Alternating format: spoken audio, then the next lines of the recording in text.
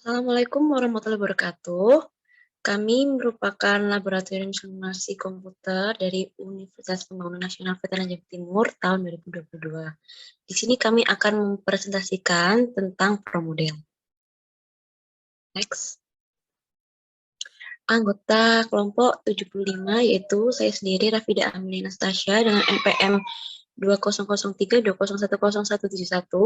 dan partner saya Georgius Erlangga Mahendra Yudanta NPM 200320110167. Next. ProModel.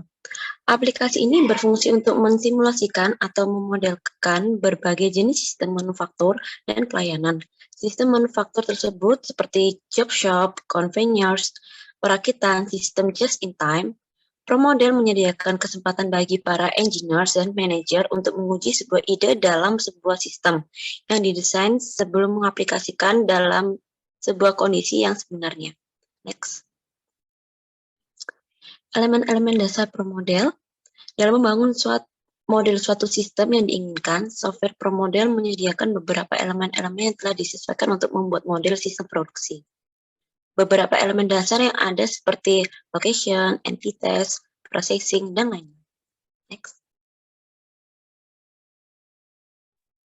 Oke, ada pun studi kasus yang kita bahas dalam penelitian tugas ini, yaitu yang secara garis besar pengukuran dengan menggunakan metode work sampling akan sangat membantu dan mendapatkan informasi tentang rasio delay dari sebuah operator, performance level dari operator selama kerja dan waktu baku untuk proses operasi kerja. Pengukuran kerja dan waktu baku merupakan metode penerapan keseimbangan antara manusia dengan unit output yang dihasilkan.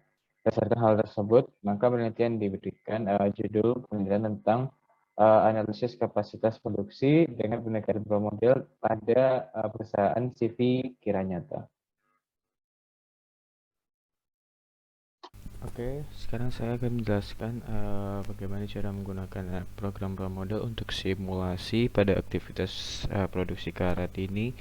Yang pertama, kita sebelum untuk membuat simulasi ini kita klik build, kemudian klik location, dan akan muncul tampilan sendiri seperti ini. Kemudian untuk yang pertama pada produksi karet ini yang dibutuhkan adalah bahan mentahnya, itu berupa bahan karet. Kemudian pengecekan bahan baku, proses mesin extrude, proses mesin press, proses pemotongan, dan yang terakhir adalah proses pengemasan. Yang pertama untuk bahan karet sendiri ini menggunakan raw material. Diklik kemudian kita klik kita pada bagian ini. Kemudian pada pengecekan bahan baku kita menggunakan inspektor. Untuk mesin extrude kita menggunakan CMM. Kemudian juga mesin press, ada juga proses pemotongan dan juga proses pengemasan disesuaikan dengan aktivitas produksi yang kita perlukan. Kemudian setelah kita buat, kemudian kita langsung ke proses entities. Di sini entitiesnya kita gunakan palette boxes, kemudian kita beri nama sesuai dengan kebutuhan. Di sini kita menggunakan menjadi produk karet. Setelah itu kita ke processing. Di sini kita pada yang pertama kita tentukan entity, yaitu dari entity produk karet. Kemudian yang lokasi pertama yang itu dari lokasi bahan karet. Kemudian destinasi dari bahan karet sendiri itu ke pengecekan bahan baku. Nah, setelah itu kita mengisi move logic ini dengan cara start feed, kemudian memasukkan datanya, yaitu data waktu pengerjaan dari misalnya kita dari 10 kali replikasi atau simulasi dari data real system. Setelah itu kita kemudian saya akan coba beri contoh. Kita misalkan gini,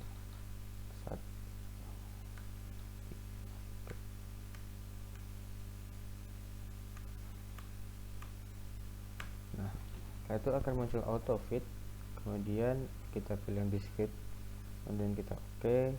Nah, setelah muncul seperti ini kita klik export, dan untuk aplikasinya sendiri kita pilih yang Pro Model ini, kemudian outputnya kita pilih yang clipboard, kita klik OK. Nah, setelah itu kita bisa klik yang tanda build ini atau palu, kemudian move for, dan bisa kita copy paste.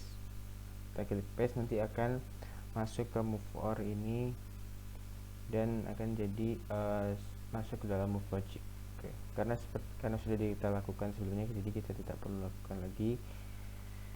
Dan proses yang sama dilakukan untuk ke destinasi, misalnya dari proses destinasi pengecekan bahan baku ke mesin extrude dan seterusnya. Untuk yang proses akhir, pada proses pengemasan, destinasinya menjadi exit, yaitu keluar, karena ini merupakan proses akhir. Oke, setelah itu kita langsung ke arrival. Di sini kita menentukan quantity each-nya, yaitu di sini kita menentukan tiap proses itu satu quantity. Untuk occurrence-nya kita pilih infinite untuk semua jenis lokasi, dari datangnya bahan mentah atau bahan karet hingga ke proses pengemasan. Selanjutnya kita tinggal run saja, tapi sebelum kita run kita pilih option dulu. Kita menentukan runtime-nya di sini. Yang pertama kita menentukan untuk runtime-nya sendiri itu 8 jam, yaitu shift satu kerja selama 8 jam. Dan untuk clock precision-nya sendiri di sini saya menggunakan satuan second atau detik. Untuk yang selanjutnya kita menentukan number of replication atau replikasi yang akan dilakukan. Di sini kita menggunakan 10 kali replikasi. Oke, kita klik OK, kemudian kita klik simulation lagi dan kita klik run. Nah, agar cepat kita bisa geser aja.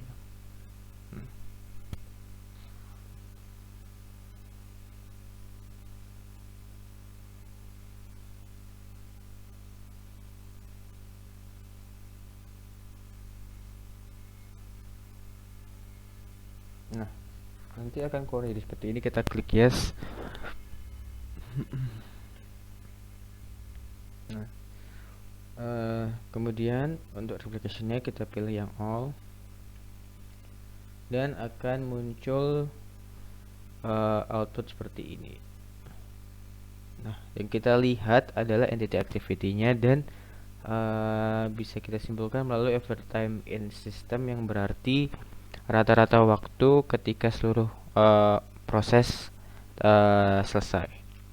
Seperti yang kita lihat untuk outputnya sendiri, dari replikasi 1 hingga ke 10, average time in systemnya 486, hingga replikasi ke 10 memiliki average time in systemnya 500,03 second atau detik, yang artinya sekitar 5 menit.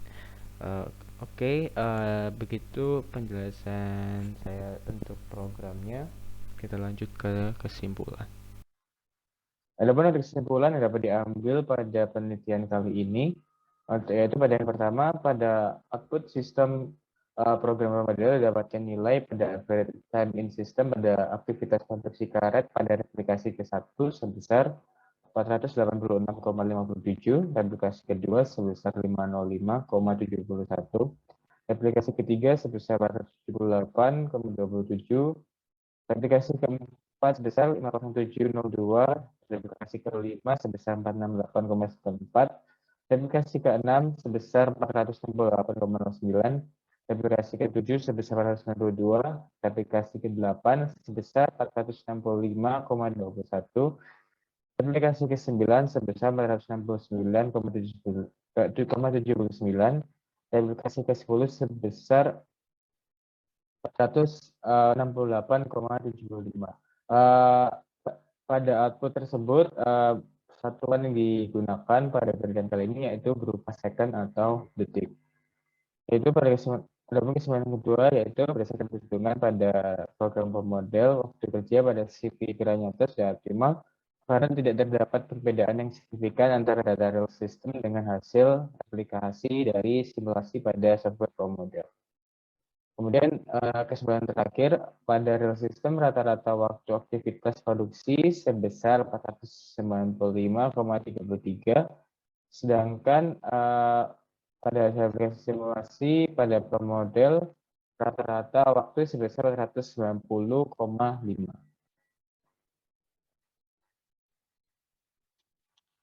Sekian penjelasan kami tentang penelitian waktu aktivitas produksi karet pada sisi pikiran nyata. Kurang lebihnya mohon maaf. Assalamualaikum warahmatullahi wabarakatuh.